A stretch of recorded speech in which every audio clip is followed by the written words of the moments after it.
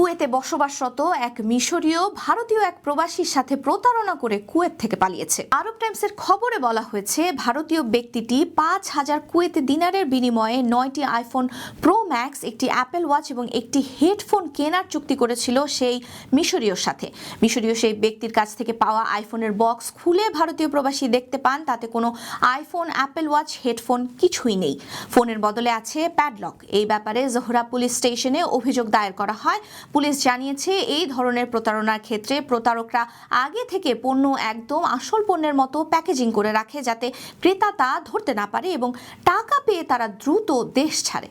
বর্তমানে পুলিশ এই আইফোন থেকে প্যাডলক প্রতারণা নিয়ে তদন্ত শুরু করেছে এবং মিশরীয় প্রতারককে খুঁজে বের করার জোর চেষ্টা চালাচ্ছে। পুলিশ বলছে, কুয়েতে অনলাইন বা চুক্তির মাধ্যমে কেনাকাটা করার সময় পণ্য সতর্কভাবে পরীক্ষা করা এবং বিক্রেতার পরিচয় নিশ্চিত করা অত্যন্ত জরুরি। ফলে দেশটিতে ফোন কেনাকাটা নিয়ে সতর্ক থাকতে হবে প্রবাসী বাংলাদেশিদেরও।